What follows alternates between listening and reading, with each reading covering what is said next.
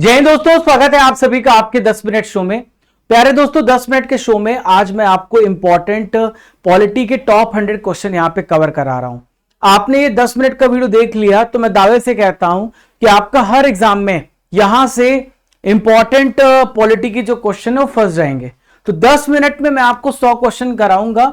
आप dual medium में इस लेक्चर को करेंगे। 10 मिनट में रेलवे, एसएससी, ऑल एग्जाम और पीवाईक्यू के साथ ये प्रश्न है। तो चलिए शुरू करते हैं बिना किसी देरी के।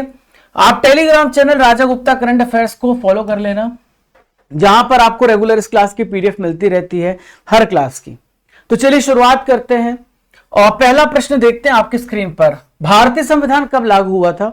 When did Indian constitution come into force? तो देखिए कब लागू हुआ, 26 जनवरी 1950 को भारतीय संविधान लागू हुआ। भारतीय संविधान के निर्माण के समय संवैधानिक सलाहकार कौन थे? संवैधानिक सलाहकार यहां पर बीएन राव थे। कौन थे? बीएन राव। भारतीय संविधान का पहला प्रारूप तैयार किया गया था, तो ये फर्स्ट ड्राफ्ट किसने तैयार किया था? बीएन राव ने तैयार किया था। भारत का संविधान पूर्ण रूप से तैयार हुआ था कब? तो भारत का संविधान 26 नवंबर 1949 को तैयार हो गया था और लागू 26 जनवरी 1950 को हुआ था। संविधान को 26 जनवरी के दिन लागू करने का निर्णय किस लिए किया गया? तो ये कांग्रेस ने इस दिन को 1930 में स्वतंत्रता दिवस के रूप में मनाया था, इसलिए यहां पर 26 जनवरी को लागू किया गया। भारतीय संविधान को अपनाया गया था, तो भारतीय संविधान को संवैधानिक सभा के द्वारा अपनाया गया, कॉन्स्टिट्यूएंट असेंबली के द्वारा। डॉक्टर भीमराव अंबेडकर का जन्म और मृत्यु कब हुई है? तो इनका जन्म 1891 को हुआ, मृत्यु 1956 में हुई है। आपके लिए प्रश्न है, संविधान सभा में वयस्क मताधिकार को 15 साल के लिए स्थगित करने की बात करी थी, तो ये बात किसने करी थी? आपको कमेंट बॉक्स पे इसका आंसर देना है। इनमें से किसने सुझाव दिया था कि भारत की स्वतंत्रता के बाद भारतीय राष्ट्रीय कांग्रेस को राजनीतिक दल के रूप में भंग कर दिया जाना चाहिए? तो ये महात्मा गांधी जी ने बोला था। अपनी राष्ट्रवादी प्रतिक्रिया में भारतीय संविधान के निर्माताओं ने अल्पसंख्यकों के हितों भावनाओं के महत्व को कम करके आंका है। यह कथन किसका है? तो ये आइजर जेनिंग्स का कथन है। किसने कहा था संविधान सभा कांग्रेस थी और कांग्रेस भारत था? यह स्टेटमेंट यहां पर ऑस्टिन ने दिया है। भारतीय संविधान सभा में टोटल महिलाओं की संख्या कितनी थी? तो इसमें 15 महिलाएं की संख्या थी। डॉक्टर बी आर अम्बेडकर की अध्यक्षता में संविधान सभा का प्रारूप समिति में कितने अन्य सदस्य थे? तो इसमें 6 अन्य सदस्य थे, टोटल 7 मेंबर थे। इनमें से कौन संविधान प्रारूप समिति का मेंबर था, यानी ड्राफ्टिंग कमेटी का मेंबर कौन था? तो ड्राफ्टिंग कमेटी का मेंबर यहां पर फर्स्ट और थर्ड यानी एन गोपाला स्वामी थे और अलादी कृष्णा स्वामी अय्यर थे। जवाहरलाल नेहरू, सरदार पटेल नहीं थे। भारतीय संविधान की प्रारूप समिति का अध्यक्ष कौन था? तो इसके अध्यक्ष थे डॉक्टर बी आर अम्बेडकर। संविधान सभा के द्वारा स्थापित मौलिक अधिकार अल्पसंख्यक हेतु सलाहकार समिति के अध्यक्ष कौन थे? तो इसके अध्यक्ष थे सरदार पटेल। इनमें से संविधान सभा की संघ संविधान समिति का अध्यक्ष कौन था? तो यहां पर जवाहरलाल नेहरू इसके अध्यक्ष थे। संविधान सभा की प्रांतीय समिति का अध्यक्ष कौन था? तो प्रांतीय समिति के अध्यक्ष सरदार पटेल थे। भारतीय संविधान सभा की प्रारूप समिति का अध्यक्ष कौन था? तो प्रारूप समिति के अध्यक्ष डॉक्टर बी आर अम्बेडकर थे। संविधान निर्माती परिषद झंडा समिति के अध्यक्ष कौन थे? तो डॉक्टर राजेंद्र प्रसाद इसके अध्यक्ष थे। संविधान पांडुलिखन समिति में इनमें से कौन सा मेंबर नहीं था? ड्राफ्टिंग कमेटी में मेंबर नहीं था, तो जवाहरलाल नेहरू इसके सदस्य नहीं थे। संविधान सभा ने डॉक्टर बी आर अम्बेडकर की अध्यक्षता में प्रारूप समिति का गठन किया था। कब किया था? तो इसको 29 अगस्त 1947 में इसका गठन किया। भारतीय संविधान में राज्यों की संघ की संकल्पना को प्राप्त किया गया है कहां से? तो ये कनाडा से प्रेरित है। भारत की संघात्मक व्यवस्था इनमें से किस देश से प्रेरित है? तो भारत के जो यहां पे फेडरल सिस्टम है वो यहां पर कनाडा से प्रेरित है। भारतीय संघवाद किस देश की पद्धति पर आधारित है? तो ये कनाडा पे आधारित है। भारत में न्यायिक पुनर्विवेचन जुडिशियल रिव्यू की संकल्पना किस देश से ली गई है? तो जुडिशियल रिव्यू हमने अमेरिका से बारो किया है।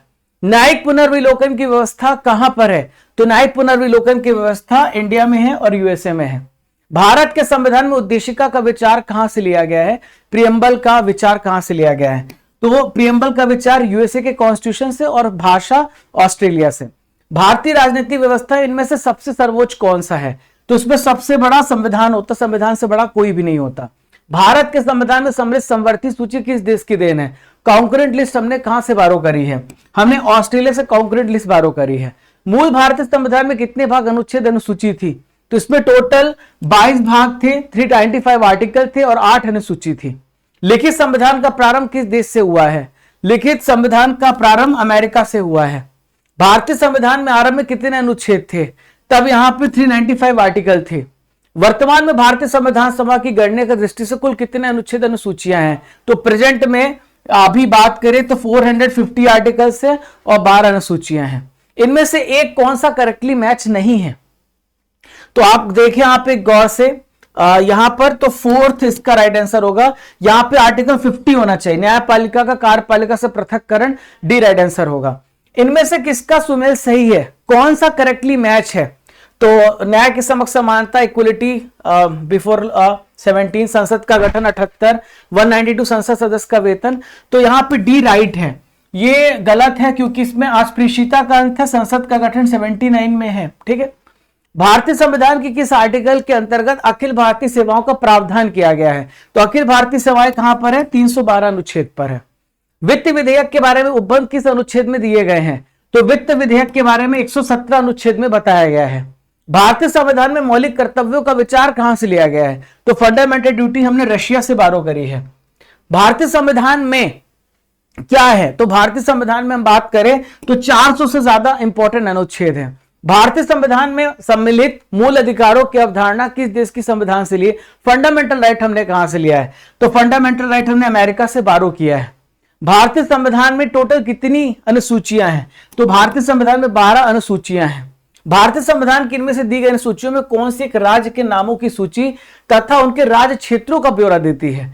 तो ये जो है ये कौन सी अनुसूची है? ये पहली अनुसूची है। इनमें से संविधान सभा की संघ संविधान समिति के अध्यक्ष जो थे वो कौन थे? आपसे पूछा जा रहा है, आपको बताना है। देखिए यहां पर, तो इसमें यहां पर आपसे पूछा जा रहा है कि इनमें से संविधान सभा संघ की समिति का अध्यक्ष कौन था? तो ध्यान में रखिएगा ये जवाहरलाल नेहरू थे। ठीक है। नेक्स्ट है, भारत के संविधान के इनमें से कौन से अनुसूची दल बदल विरोध कानून से रिलेटेड है? तो दा से दल बदल, तो ये हो जाएगा 10वीं अनुसूची 1985 52वां संविधान संशोधन करके लाई गई थी। इनमें से कौन सा विषय भारतीय संविधान की संघ सूची से संबंधित नहीं है? तो संघ सूची में कौन सा विषय नहीं आता? एग्रीकल्चर नहीं आता, कृषि नहीं आता। भारतीय संविधान की 7वीं सूची के अंतर्गत राज्य सूची में किसका उल्लेख है? स्टेट लिस्ट में क्या आता है? तो स्टेट लिस्ट में रेलवे पुलिस आती है। इनमें से कौन सा राज्य सूची में है? स्टेट लिस्ट में है, तो रेलवे पुलिस यहां पे स्टेट लिस्ट में, ध्यान में रखिएगा। पंचायती राज विषय इनमें से किस सूची में आता है? तो पंचायती राज विषय जो है वो राज्य सूची में आता है। पंचायती राज विषय, सरकारों द्वारा शुल्क एवं कर लगाने का अधिकार संविधान की किस अनुसूची में उल्लेखित है? तो ये किस में बताया गया है? 7वीं सूची में। ठीक है। भूमि सुधार किस विषय के अंतर्गत आता है? तो भूमि सुधार जो आता है फ्रेंड्स वो किस में आता है? राज्य सूची में आता है। भारत के संविधान की किस अनुसूची में विभिन्न राज्यों में अनुसूचित क्षेत्रों के प्रशासन और नियंत्रणों के विशेष उपबंध हैं? तो ये कहां पे बताया गया? 5वीं सूची में बताया गया, 5th शेड्यूल में बताया गया। संविधान की 11वीं सूची इनमें से किससे रिलेटेड है? तो संविधान की 11वीं सूची पंचायती राज से संबंधित है। भारतीय राजनीतिक पद्धति के बारे में इनमें से कौन सा सही नहीं है? तो ये कौन सा सही नहीं है? तो यहां पर देखिए ये प्रेसिडेंशियल राष्ट्रपति पद्धति सरकार हमारे यहां पर नहीं है। राज्य और केंद्रीय सरकार को प्राधिकार कहां से प्राप्त होता है? तो भारत के संविधान से इनको यहां पे ताकत प्राप्त होती है। ठीक है। भारतीय संविधान कैसा है? तो भारतीय संविधान यहां पे अंशतः कठोर है, अंशतः लचीला है, ना कठोर है ना लचीला है। भारतीय संविधान को कितने भागों में विभाजित किया गया था? तो इसको 22 भागों में बांटा गया है। नागरिकता से संबंधित प्रावधान ये किस भाग में है? तो सिटीजनशिप से रिलेटेड जो प्रावधान है पार्ट 2 में 5 to 11 आर्टिकल है। भारतीय संविधान का भाग 16 किससे रिलेटेड है? तो भाग 16 कुछ वर्गों के लिए विशेष उपबंधों से संबंधित है। भारत के संविधान के निर्माताओं का मत इनमें से किसमें प्रतिबिंबित होता है, रिफ्लेक्ट होता है? तो उद्देशिका में यह प्रतिबिंबित होता है। संविधान में हमारे राष्ट्र का उल्लेख किन किन नामों से किया गया है? तो संविधान में भारत के 2 नाम है, भारत और इंडिया। इनमें से कौन सा 42वां संविधान संशोधन के माध्यम से भारत के संविधान प्रस्तावना में जोड़ा गया था? तो किसमें जोड़ा गया था? समाजवाद, पंथ निरपेक्ष जोड़ा गया 1976 में। भारतीय संविधान की प्रस्तावना में धर्मनिरपेक्ष समाजवादी शब्द जोड़े गए हैं, तो 42वां संविधान संशोधन करके 1976 में। राष्ट्रपति पद्धति में समस्त कार्यपालिका की शक्ति किसमें निहित होती है? तो सारी शक्तियां राष्ट्रपति के हाथ में होती हैं। नए राज्य के गठन की शक्ति किसके पास होती है? तो नए राज्य के गठन की शक्ति संसद के हाथ में होती है। संविधान के प्रथम अनुच्छेद के अनुसार भारत है, तो भारत क्या है? भारत एक राज्यों का यूनियन है, यूनियन ऑफ स्टेट है। मौलिक अधिकार संविधान के किस भाग में वर्णित है? मौलिक अधिकार भाग 3 में आता है, जो आर्टिकल 12 से लेकर 35 तक है। भारतीय संविधान में न्यायालय में कौन प्रवर्तनीय है? तो न्यायालय में यहां पर मूल अधिकार प्रवर्तनीय है, मूल कर्तव्य नहीं। ठीक है, मौलिक अधिकारों को लागू करने का दायित्व किसको दिया गया है?